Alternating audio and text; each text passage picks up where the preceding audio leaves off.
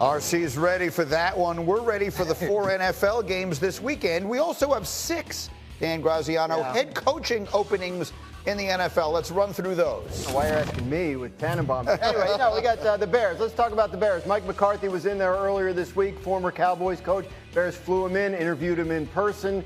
He stayed overnight. A legitimate candidate there in Chicago. They are interviewing a lot of people, but the fact that he was able to get in front of them and be there in person, I think you have to stamp him as a legitimate candidate for the job. We'll keep an eye on that. Still in its early stages is the Bears coaching search. Not as early as the Cowboys. I'm sorry, we got the Raiders. The Raiders have been talking to Lions offensive coordinator Ben Johnson. He's high on their list of candidates from what I've been told. Tom Brady, you see here, he's a minority owner in the Raiders. He's been involved in the interview process. He is said to be a big fan of Ben Johnson and trying to push hard to see if they can make that hire happen. They're also looking for a general manager in Las Vegas, but keep an eye on Ben Johnson if you're wondering where he may end up. The Raiders, a legitimate possibility. And then there is the Dallas Cowboys. We know this is Deion Sanders. Jerry Jones talked to Deion Sanders earlier this week about possibly coaching the Cowboys. Where that ends up is really anybody's guess at this point. They are interviewing Kellen Moore, the Eagles offensive coordinator, virtually today. They have an interview set up this weekend with former Jets head coach Robert Saleh. Leslie Frazier is on their list. Liam Cohen is on their list.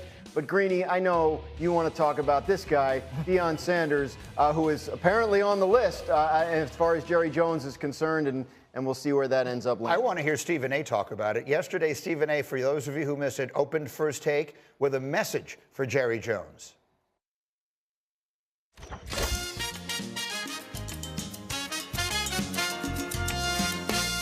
Howdy!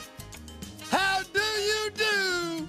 Yes, I'm in someplace other than Dallas, Texas, but it's on a lot of people's minds because I heard my boy Prime Time is snowmobiling in the mountains. Let me tell you something, baby. It don't matter whether you got on a cowboy hat, whether you're snowboarding, or whatever the case may be. When Prime Time is making news and it's associated with the Dallas Cowboys, you know what you got to say to yourself? Come on, Jerry, get it together. The playoffs are going on without you. Come on, Jerry, you know you need a new man in that building. Get it together. Come on, Jerry, do what the people are clamoring for you to do, because when you do that, you can end up someplace like this, even with a cowboy hat on, you hear? Okay, Stephen A., performance arts extraordinaire. So there's so many pieces to this. And the most interesting one of it, and Mike Tannenbaum, all kidding aside, I mean, anyone who's paying attention is aware you're assisting the Jets with their head coaching search. At the end of the day, these things come down to one person making a decision, right? So it's not about whether we think it makes sense, all that kind of stuff. It's going to come down to Jerry Jones deciding, does he like the idea or not? It's not about whether anyone else in the Dallas Cowboys facility thinks it makes sense. It's up to Jerry Jones. Look, I continue to think this is not the likely outcome, right? Like a lot has to happen. Deion at Colorado, you know, he's got some roots down there and has done well. But the fact that they've talked is not insignificant. It is Jerry that's going to make this decision. He could theoretically sell Deion on this opportunity and get him out of Colorado. So the thing people have to understand is if you go back a week and you ask Jerry Jones who the coach of the Cowboys is going to be next year, he would have said Mike McCarthy. Like this, they thought they would get a deal done with McCarthy. They didn't. So their search couldn't begin until early this week. And as of now, this is part of it. Yeah, I agree. This time of year, you hear words like fit and alignment. It's very unique there. It's an owner who's a GM who has a post-game press conference, a radio hit every week. So it has to be a fit for that culture and that situation. In some ways, you feel like these two guys would fit together. And if it's ever going to happen, now would be the time.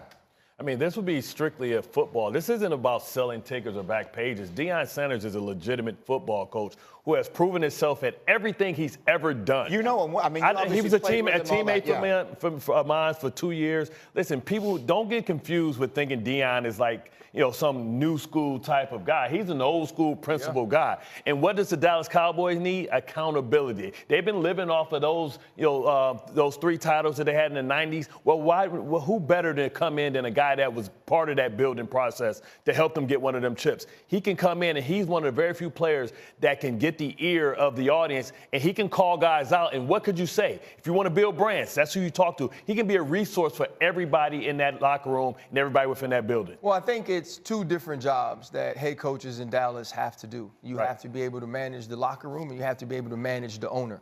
And I think that Deion Sanders can do that.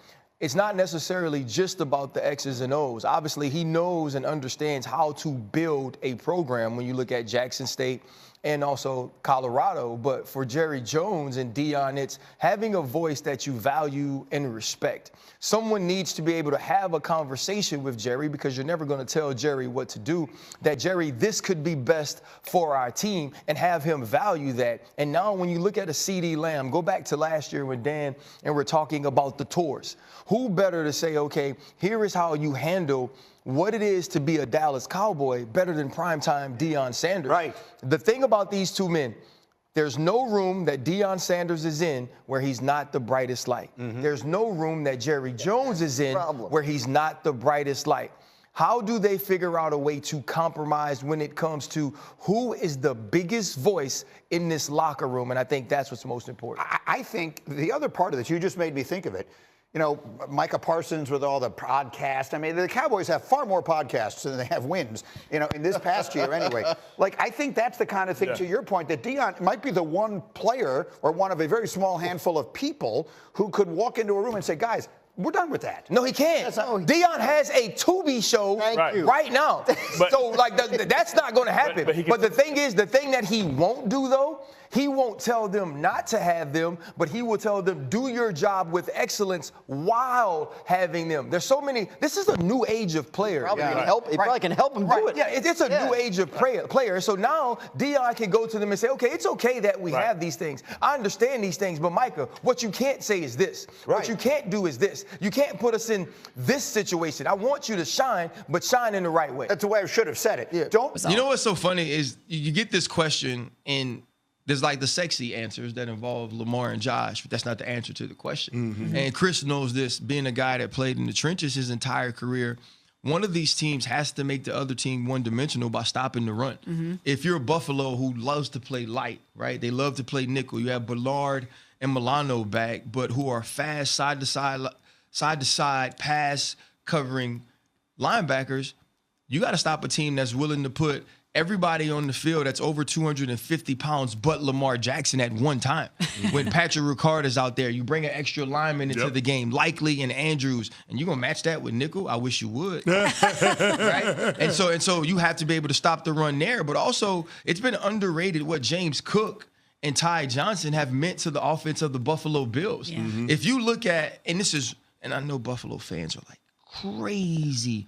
If you look at Josh Allen's passing stats, although he's sat on the sideline for some games, they were winning and they play efficient ball, like his passing stats are like Aaron Rodgers' passing stats, right? But it's because this team plays efficiently. This team doesn't put everything on the arm of Josh Allen. And so the Baltimore Ravens are going to have to force Josh Allen to be one-dimensional as well, because I believe they do have an advantage in the skill player position when you look at what Buffalo has offensively. Along with Michelle Swolman, Chris Canty, Evan Cohen with you. It is Unsportsmanlike here on ESPN Radio, presented by Progressive Insurance. Ryan Clark is here. I'll ask the question that everyone is asking, but it's the most obvious, interesting one. Who has more on the line, Lamar or Josh? They both had the same exact thing on the line. Which one of them been to the Super Bowl? Neither. Which one of them been to the AFC Championship? Oh, both of them. Who beat both of them? Patrick Mahomes. This is, without a doubt, a career-defining moment for both quarterbacks before a legacy-defining game.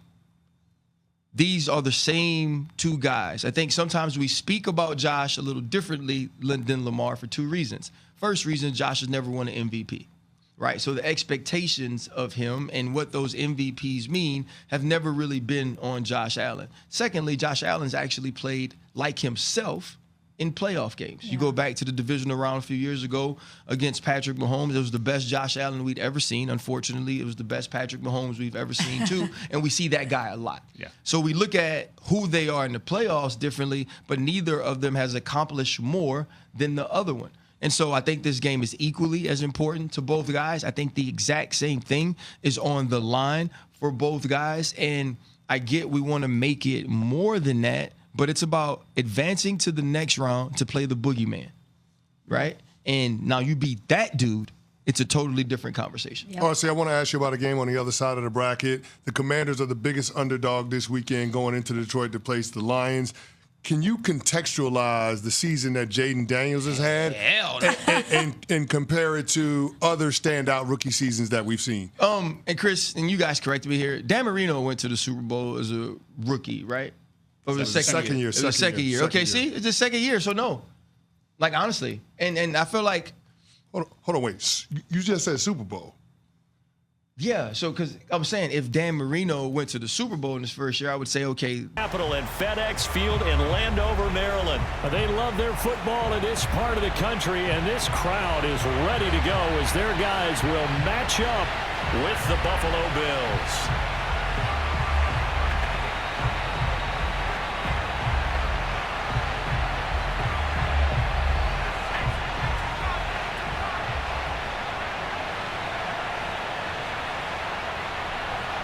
Two teams more than ready to get this one started. And we are underway from FedEx Field.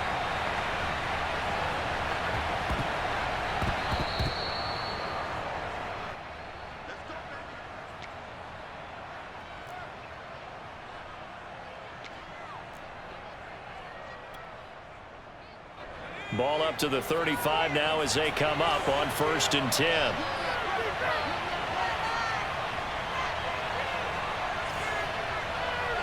Pretty decent game. Other quarterbacks, they have a hard time getting past it and often put the ball up for grabs the rest of the ball game.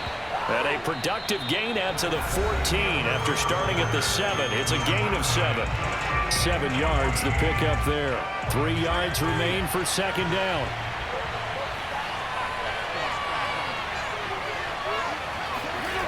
Fitzpatrick now. Slings this deep from McLaurin. It got his man complete. And all the way down to the 24-yard line. Quite a show of arm strength right there. That was in the air for a long time, and it was on target, too. And from where we sit, if you had told me that that ball was somehow going to get from point A to point B, I would have told you no way. I mean, that was an absolute cannon shot, and he still dropped it right on the money, too. And that ball traveling 68 yards in the air, according to next.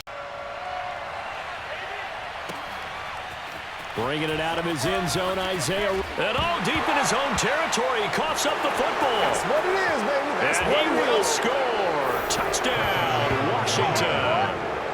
John Bates.